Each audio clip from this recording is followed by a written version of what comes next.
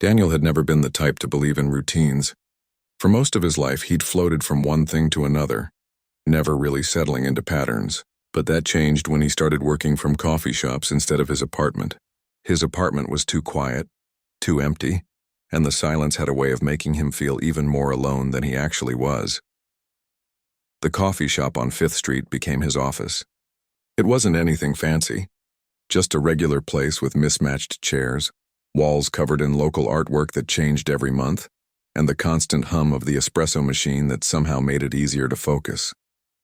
He'd tried working from home for months after going freelance, but the 4 walls of his studio apartment felt like they were closing in on him. At least here, surrounded by strangers living their own lives, he felt like he was part of something. Every Tuesday and Thursday, like clockwork, Daniel would walk through those doors around 9:30 in the morning. He'd order his usual black coffee with just a splash of milk, grab his laptop from his backpack, and settle into the corner table near the window. That spot had become his. Not officially, of course, but the staff knew him well enough that they'd sometimes keep it open if they saw him coming down the street. He'd been doing this for about 3 months when he first noticed her.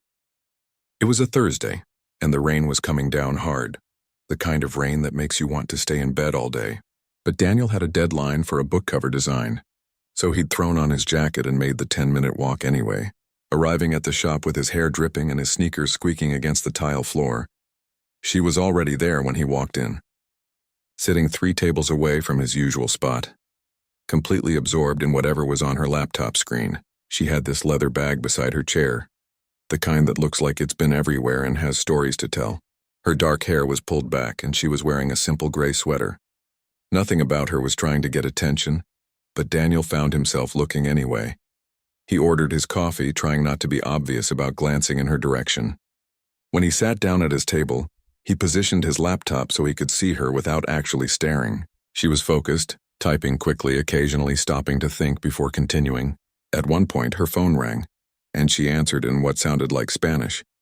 Her voice was warm, animated, and she smiled as she talked. Daniel found himself wondering who was on the other end of that call. That first day, he didn't think much of it. The coffee shop always had people working on laptops. But then the next Tuesday, she was there again. Same table, same leather bag, same focused expression. This time she ordered a cappuccino, and Daniel noticed the barista knew her order before she finished saying it. So she was a regular too. Weeks passed, and Daniel realized they were on the same schedule. Every Tuesday and Thursday she'd arrive around 10 in the morning, always with that bag, always ordering the same cappuccino. He started to notice little things. The way she'd tuck her hair behind her left ear when she was really concentrating. The silver bracelet on her right wrist that caught the light when she moved her hand. How she'd sometimes close her laptop and just stare out the window, lost in thought. They existed in the same space but in separate worlds. Occasionally, their eyes would meet, and they'd exchange polite nods. Once, they both reached for the sugar container at the same time, and there was that awkward little dance of, "You go" and "No, you go" before she smiled and took it first, thanking him quietly. Her smile was nice, really nice. Daniel's friend from college, the one who still kept in touch and called him every few weeks, eventually picked up on something in Daniel's voice when they talked. "You sound different," he said during one of their calls. "Like, I don't know, lighter or something." "I don't know what you're talking about," Daniel had replied, but he knew exactly what his friend meant. He'd started looking forward to Tuesdays and Thursdays in a way that had nothing to do with work deadlines.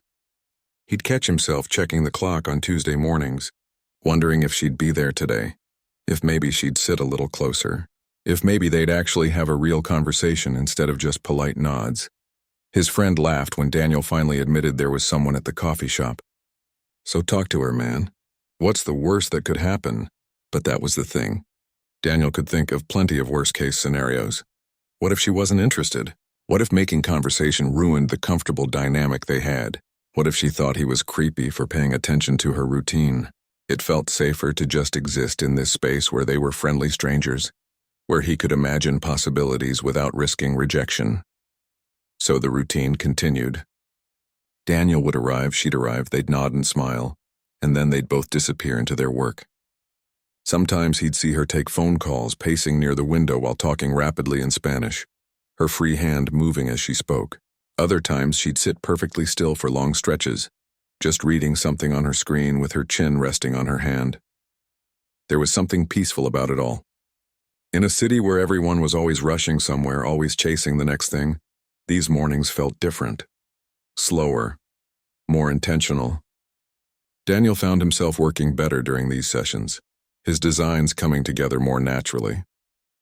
Maybe it was the coffee shop atmosphere, or maybe it was knowing she was there, a few tables away, living her own parallel life. One Thursday, about 2 months into this routine, something small but significant happened.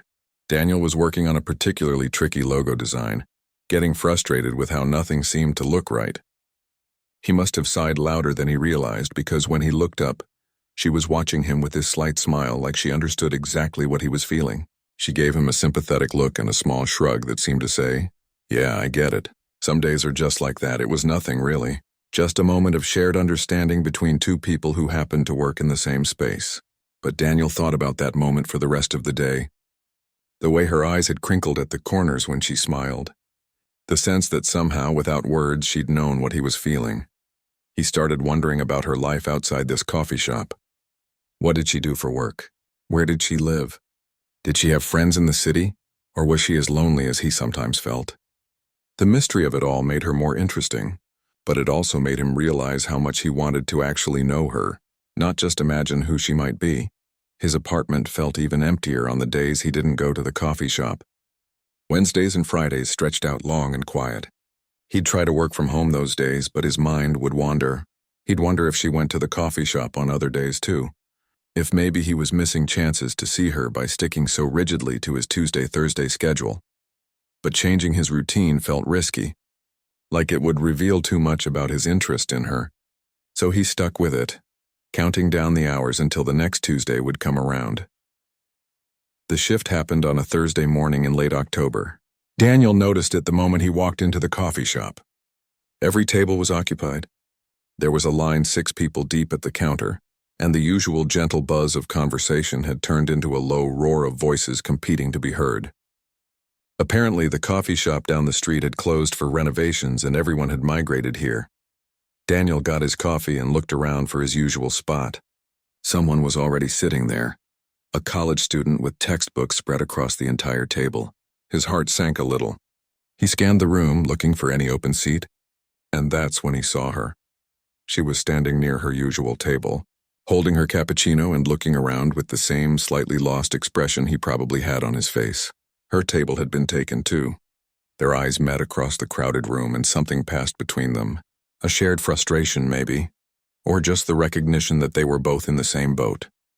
Daniel noticed his table had 2 chairs. He was sitting in one, his laptop already set up. The other was empty. Before he could overthink it, he caught her attention and gestured to the empty chair, raising his eyebrows in question. She hesitated for just a second, then smiled and walked over. "Is this okay?" she asked, her voice a little uncertain. "Everywhere else is taken." "Of course," Daniel said, moving his backpack to make room. "Looks like we're both victims of the crowd today." She sat down, setting her bag on the floor and her cappuccino on the table. For a moment, neither of them said anything. They'd been sharing space for months, but this was different. This was the same table. This was actual proximity. "I'm Maya, by the way," she said finally, opening her laptop. "I feel like we should probably know each other's names after all these weeks of nodding hello." Daniel. He felt a ridiculous surge of happiness just learning her name. "Yes, I've been coming here for a few months now." "You too, right? Same schedule as you, apparently." "Tuesdays and Thursdays," she smiled. "I always wondered if you noticed that we were on the same routine." So she had noticed him too. That knowledge did something to Daniel's chest, made it feel lighter somehow. They fell into conversation more easily than he'd expected. It started with safe topics. The weather, how rainy it had been lately. The coffee shop's new pastries, which they both agreed were overpriced but delicious. How crowded the place had gotten. And whether it would stay this way even after the other shop reopened. Then Maya mentioned she was working on translating a document from Spanish to English. And Daniel asked if she was a translator. She explained that it was her main job, but in her free time she was working on something bigger. A novel she'd started years ago that she was finally trying to finish. "What's it about?" Daniel asked, genuinely curious. A woman who moves to a new country and has to figure out who she is when everything familiar is gone, Maya said, and there was something in her voice that suggested she was writing from experience. It's harder than I thought it would be. Translating other people's words is one thing. Finding your own is completely different. Daniel told her about his work designing book covers, how he'd gone freelance a year ago, and was still figuring out if it had been the right decision. The freedom was great, but the isolation was harder than he'd expected. Is that why you work from here? Maya asked. Yeah, Daniel admitted. My apartment is too quiet. I just end up staring at the walls. At least here there's life happening around me. I get that completely, Maya said, and the way she said it made Daniel think she understood exactly what he meant. Their coffee cups emptied and they both refilled them. The conversation kept flowing, moving from work to music to how they'd both ended up in this city.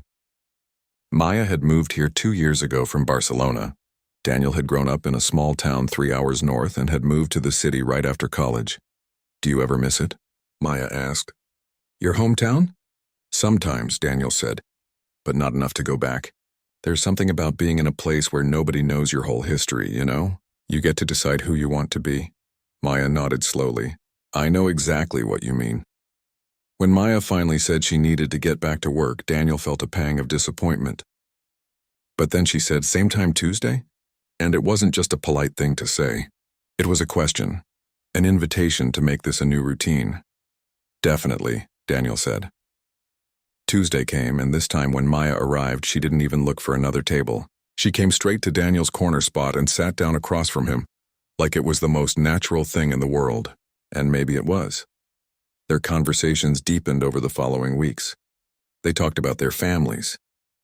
Maya's relationship with her parents was complicated. They hadn't wanted her to leave Spain, and there was still tension there. Daniel's parents had divorced when he was young, and he'd spent his childhood being shuffled between 2 houses that never quite felt like home.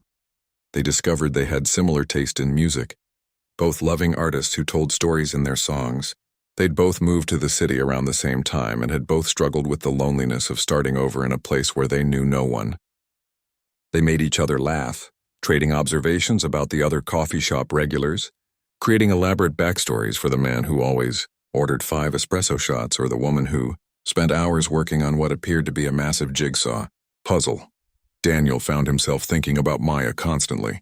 On the days they didn't meet, he'd see something funny and wish he could tell her about it. He'd be working on a design and wonder what she'd think of it. His apartment didn't feel quite as empty anymore because his mind was always partially in those coffee shop conversations, replaying things she'd said, thinking about what he'd tell her next time. His college friend called one evening and immediately picked up on the change in Daniel's voice. You sound happy. Really happy. What's going on? Daniel told him about Maya, about how they'd been talking for weeks now, how easy it was to be around her. So when are you going to ask her out? His friend wanted to know. It's not like that, Daniel said, even though he wasn't sure that was true. What do you mean it's not like that? You just spent 20 minutes telling me about her. It's exactly like that. But Daniel couldn't quite bring himself to cross that line. What they had was good. Safe.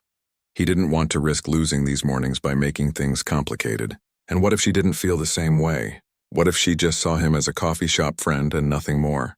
So he kept showing up on Tuesdays and Thursdays, kept having these conversations that felt more meaningful than any he'd had in years, and kept telling himself that this was enough. Winter started creeping into the city, bringing gray skies and that bone-deep cold that makes you want to stay under your blankets forever.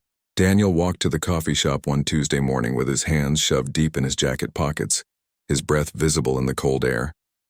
Maya was already there when he arrived, which was unusual. She normally got there after him. But what was more unusual was how she looked. She was sitting at their table staring at her laptop screen, but she wasn't really seeing it. Her cappuccino sat untouched beside her, and there was something heavy in the way she held herself. Hey, Daniel said, sitting down across from her. Everything okay? Maya looked up and he could see she'd been crying. Not currently, but recently enough that her eyes were still a little red. Not really, she said quietly. Then, like she was trying to shake it off, she added, but it's fine. Just one of those days. Daniel didn't push. He got his coffee, came back to the table, and just sat there, giving her space to decide whether she wanted to talk about it. They'd gotten comfortable with each other over the past few weeks, but this felt different. This was real stuff, not just the pleasant surface-level conversations they usually had. After a few minutes, Maya closed her laptop and looked at him directly. "Can I tell you something?" "Of course." "My visa is expiring," she said, and her voice cracked slightly on the words. "I've been trying to get it renewed, but the company that was supposed to sponsor me fell through. I might have to go back to Spain in a few months." Daniel felt like someone had punched him in the stomach. The thought of Maya not being here, of these Tuesday and Thursday mornings just stopping, of never seeing her again, it hit him harder than it should have. Harder than made sense for someone he'd only known for a few months. "Is there anything you can do?" he asked. "I'm trying," Maya said. "I have a lawyer helping me look at options. But immigration stuff is complicated and nothing is guaranteed. I might have until February, maybe March, that's it." They sat in silence for a moment. Around them, the coffee shop continued its usual rhythm. People ordering drinks, tapping on keyboards, having conversations. But at their table, everything felt suspended. "I'm sorry," Daniel said, knowing how inadequate the words were. "That's really unfair." "The thing is," Maya continued, and now she was looking out the window instead of at him, "I've gotten attached to this city, to this life, to—" She trailed off, but there was something in her pause that made Daniel's heart beat faster. "To this coffee shop and the people in it." The way she said it made him wonder if she meant him specifically. But he didn't ask. Couldn't ask. Not when she was already dealing with so much. From that day on, their mornings together had a different quality to them. They still talked and laughed, still shared stories and observations. But underneath it all was this awareness of time running out. Every Tuesday and Thursday became more precious because they might be among the last. Maya told him more about Spain, about Barcelona, and the neighborhood where she grew up. She talked about the beach and the architecture, and her favorite tiny restaurant that served the best paella. She made it sound beautiful, but also like a place she'd needed to leave to figure out who she was. "Do you want to go back?" Daniel asked during one conversation. "No," Maya said immediately, then more softly. "But I don't know if I'll have a choice." Daniel wanted to tell her how he felt. Wanted to say that the thought of her leaving made him feel like someone was taking away something he hadn't even realized he needed, but it felt selfish to add that to her plate when she was already carrying so much. One evening, Daniel was walking past the coffee shop after it had closed. He wasn't planning to stop, but he glanced through the window out of habit and saw Maya sitting at their table, alone in the empty shop. The staff must have let her stay late. She was staring at her laptop screen, and even from outside, Daniel could see her shoulders shaking slightly. He stood there for a long moment, wanting to go in, to comfort her somehow. But this felt private, like something she needed to work through on her own. So he kept walking, but the image stayed with him. That night lying in bed, he couldn't stop thinking about it. He was falling for her. Had maybe been falling for her since that first rainy Thursday when he'd noticed her across the coffee shop. But now, knowing she might leave, everything felt more intense and more impossible at the same time. His friend called that weekend and asked how things were going with the coffee shop girl. "She's leaving," Daniel said flatly. "Visa issues. She might have to go back to Spain in a couple months." "Did you tell her how you feel?" "How can I?" Daniel said. "She's dealing with losing everything she's built here. The last thing she needs is me making it more complicated." "Or maybe," his friend said carefully, "the last thing she needs is to leave thinking that what you two have is just casual friendship." Daniel didn't have a good answer to that. He lay awake that night staring at his ceiling, running through scenarios in his head. What if he told her and she didn't feel the same way? These last few weeks would become unbearably awkward. What if she did feel the same way, but then she had to leave anyway? Wasn't that just setting them both up for more pain? But then again, what if he said nothing, and she left thinking he didn't care? What if she went back to Spain and he spent the rest of his life wondering what could have been if he'd just been brave enough to speak up? Tuesday came, and Daniel walked into the coffee shop with his heart pounding. He was going to tell her, had to tell her. But when he saw Maya, she was on the phone, and from the way she was smiling, it seemed like good news. He waited for her to finish, trying to calm his nerves. When she hung up, she looked at him with this complicated expression. Happy but sad, hopeful but scared. "That was my lawyer," she said. "There's an option. A university program in Boston that could sponsor my visa. It's not a guarantee, but it's a real possibility. That's great, Daniel said, and he meant it. He wanted her to be able to stay in the country, wanted her to have that chance. But I'd have to move to Boston, Maya continued, watching his face carefully. I'd have to leave in a few weeks to start the program. So she wouldn't be going back to Spain, but she'd still be leaving. The coffee shop, the city, him, different scenario, same result. Boston's not that far, Daniel said, trying to sound positive. Just a few hours by train. Yeah, Maya said quietly. That's what I keep telling myself. They spent the rest of that morning talking about practical things. What the program involved, when she'd have to move, how she'd find an apartment. Both of them carefully avoiding the bigger question hovering between them. What does this mean for us? When Maya left that day, Daniel watched her walk out the door and felt like he was watching his chance slip away. He had maybe 2 or 3 more weeks of Tuesday and Thursday mornings before she'd be gone. And he still hadn't told her the truth about how he felt. Daniel couldn't focus on work. He'd open his laptop, stare at the screen, and accomplish nothing. His designs looked wrong, his ideas felt flat, and everything reminded him that time was running out. Maya's last Tuesday in the city arrived with unexpected sunshine, the kind of bright winter day that makes everything look sharper and more beautiful. Daniel got to the coffee shop early before she did and claimed their corner table. He'd spent the entire previous night lying awake, trying to find the right words to say what he needed to say. But when Maya walked in, looking tired but happy to see him, all his prepared speeches disappeared from his mind. They fell into their usual routine. Coffee ordered, laptops opened, comfortable silence broken by occasional conversation. Except nothing felt usual at all. Everything felt weighted with significance, like these were the last few grains of sand falling through an hourglass. I've never actually seen the botanical garden, Maya mentioned at one point, seemingly out of nowhere. Everyone keeps telling me I should go before I leave, but I just haven't made the time. Daniel didn't even think about it. Want to go this weekend? I could show you around, Maya's face lit up. Really? You'd want to?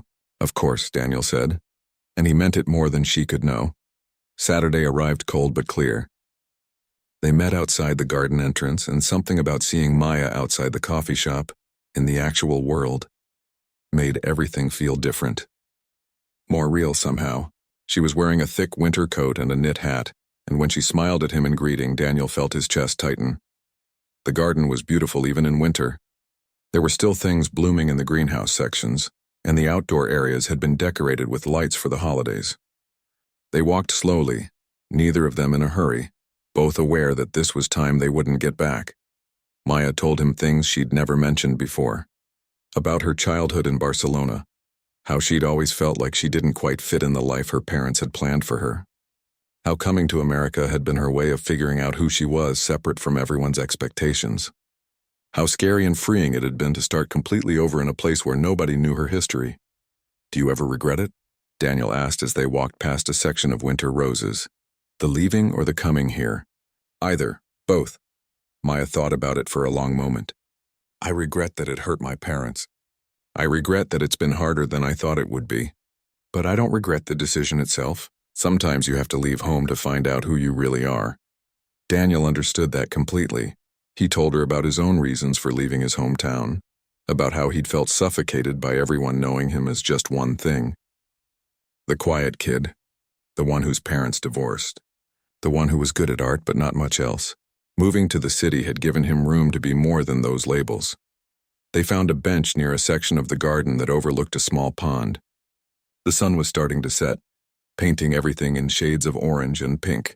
They sat in comfortable silence for a while, watching the light change, neither of them acknowledging that they were both thinking about the same thing. This was it.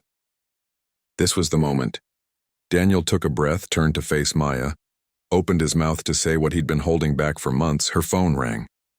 She looked at the screen and grimaced. It's my lawyer. I have to take this, of course, Daniel said, and watched her stand up and walk a few steps away for privacy. He sat on the bench, cursing the timing, his heart still pounding from almost saying the words. Around him, other people walked through the garden. Couples holding hands, families with kids running ahead on the paths, elderly people walking slowly arm in arm. Everyone living their own stories, and here he was, stuck in his, unable to move forward. When Maya came back, her whole face had changed. She looked excited but also terrified. "The program came through," she said, sitting back down beside him. "It's official. I'm accepted. I can stay in the country." "That's incredible," Daniel said, pulling her into a hug before he could think about whether it was appropriate. She hugged him back tight, and for a moment everything felt perfect. Then she pulled away and reality set back in. "I have to move next weekend," she said. "The program starts immediately. I need to find an apartment, get settled, start classes 1 week." That's all the time they had left. "Boston is only 4 hours away by train," Maya said, and the way she looked at him when she said it felt important. "People do long distance all the time, right?" Was she asking about them? Or just making conversation? "It's nothing," Daniel said, even though his heart was breaking. 4 hours is easy. They left the garden as the last of the sunset faded. The lights had come on all over the city, and everything looked magical and temporary at the same time. They walked slowly toward the subway station, neither of them ready for the day to end. "Thank you for today," Maya said when they reached the entrance. "For showing me the garden, for—" She trailed off, like she wasn't sure how to finish that sentence. "Any time," Daniel said, and the word felt heavy because they both knew any time was about to become a lot more complicated. They said goodbye and went their separate directions. Daniel walked home through the cold streets, replaying the entire day in his mind. He'd almost told her, had been seconds away from it, and maybe she'd almost said something too there at the subway entrance. But neither of them had actually done it. He spent that entire night lying awake, staring at his ceiling, trying to figure out what to do. 1 week left, 7 more days, 1 more Tuesday and 1 more Thursday before Maya would be gone.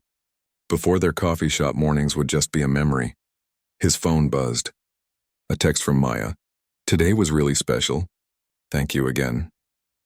Daniel stared at those words for a long time before typing back. "For me, too." What he wanted to say was so much more than that. But he couldn't figure out how to put it into words, at least not through a text message. This needed to be said in person, face to face, where he could see her reaction and know whether he was about to make a huge mistake or finally do the right thing. Tuesday would be here in 2 days. And Daniel had decided no more waiting, no more excuses. He was going to tell Maya everything, and whatever happened after that would just have to happen. Thursday morning arrived too quickly and too slowly at the same time. Daniel had barely slept. He'd spent the night rehearsing what he'd say, how he'd say it, trying to find the right words to express everything he'd been feeling for months. He got to the coffee shop earlier than usual, his stomach in knots. This was Maya's last week in the city. In 3 days, she'd be in Boston, starting her new program, beginning a completely different chapter of her life. And he'd still be here, sitting at this corner table, probably staring at the empty chair across from him and wondering what could have been if he'd just been brave enough to speak up. No, that wasn't going to happen. Not this time. Maya arrived right at 10, exactly on schedule. She looked nervous too, which was interesting. Usually she walked in with this calm confidence, but today her smile seemed a little forced, and she kept fidgeting with the strap of her leather bag as she ordered her cappuccino. They sat at their usual table. Their last table, Daniel thought, though he didn't say it out loud. The morning felt strange. Both of them were trying to act normal, talking about regular things. Maya mentioned how much packing she still had to do. Daniel told her about a design project he was working on. But underneath every word was this enormous unspoken thing, this weight of everything they weren't saying. 20 minutes passed, then 30. The coffee shop hummed around them, completely unaware that this moment was changing someone's life. Maybe 2 people's lives. Daniel set down his coffee cup with more force than he meant to. The sound made Maya look up from her laptop. "Maya," he said, "I need to tell you something." And then, before he could continue, before he could say any of the words he'd rehearsed, she stood up. Just pushed back her chair and stood, walking around the table to where he was sitting. She stopped right beside him, looking down with this expression that made his breath catch. She was smiling, but it was different from her usual smile. This one was tender and a little sad and knowing all at the same time. "Daniel," she said softly, "I've been waiting for you to say it for weeks." The words hit him like a wave. She knew. Of course she knew. They'd been circling around this for months. both of them too scared to be the first one to acknowledge what was happening between them. Everything he'd planned to say came tumbling out, not elegant or rehearsed, just honest. He told her he'd been falling for her since that first rainy Thursday, when he'd noticed her across the coffee shop. That these Tuesday and Thursday mornings had become the best part of his week, the thing he looked forward to more than anything else. That the thought of her leaving made him feel like he was losing something precious before he'd even really had a chance to hold on to it. "I know the timing is terrible," he said. "I know you're about to start this new chapter and the last thing you probably need is complications. But I couldn't let you leave without telling you the truth. Even if nothing changes, even if you get on that train to Boston and we go back to just being friends, I needed you to know that these months meant something to me. That you mean something to me." Maya's eyes had filled with tears. She pulled out the chair right next to him and sat down, so close their knees were almost touching. "Do you want to know why I never said anything?" she asked. "Why I let us dance around this for so long?" Daniel nodded, not trusting his voice. "Because I was terrified," Maya said. "My whole life here felt so temporary, so uncertain. I didn't want to start something with you and then have to leave. Didn't want to make you care about me when I might have to go back to Spain in a few weeks. It felt selfish. And now? Now I'm still terrified," she admitted with a small laugh. "But I realized something. I'm going to Boston either way. I'm leaving this coffee shop and this city whether we talk about this or pretend it doesn't exist. The only difference is whether I leave knowing how you feel. Knowing that what I've been feeling isn't just in my head." "What have you been feeling?" Daniel asked, barely breathing. "Like these mornings are the highlight of my week. Like I look for excuses to stay longer at this table just so I can spend more time with you. Like moving to Boston wouldn't feel so hard if I knew there was a reason to come back on weekends." She paused, looking at him directly. "Like I've been falling for you too. And I've been too scared to say it because saying it makes it real, and real things can hurt you." They sat there in their corner of the coffee shop, with months of unspoken feelings finally out in the open. Around them, people ordered coffee and typed on laptops and lived their normal Thursday mornings, completely unaware that everything had just changed at the table by the window. "So, what do we do?" Daniel asked finally. Maya reached out and took his hand. It was the first time they'd really touched. Beyond accidental brushes or that brief hug at the garden, her hand was warm, her fingers interlacing with his like they'd done it 1,000 times before. "I think," she said slowly, "we acknowledge that this is going to be hard. Long distance is hard. Starting something when we're both scared is hard. But I also think some things are worth the difficulty. Don't you?" Daniel looked at their joined hands, then back at her face. At the smile that had been the first thing he noticed about her all those months ago. At the woman who'd become his favorite part of every Tuesday and Thursday. "Yeah," he said, "I do." They stayed at that table for hours, long past when they usually left.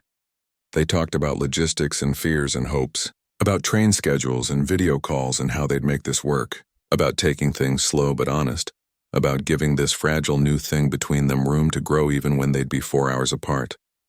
"Can I tell you something?" Maya said as the afternoon sun started streaming through the windows. "That day when we first sat together when the coffee shop was too crowded, I was actually relieved.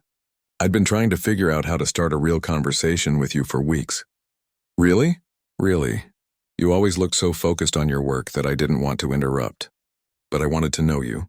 Wanted to hear your voice for more than just excuse me and thank you." Daniel laughed. "I thought I was being so obvious. My friend kept making fun of me for how often I talked about the coffee shop and what happened today." "We're both ridiculous," Maya said. But she was smiling. When they finally left the coffee shop, it was almost closing time. The staff were wiping down tables and stacking chairs.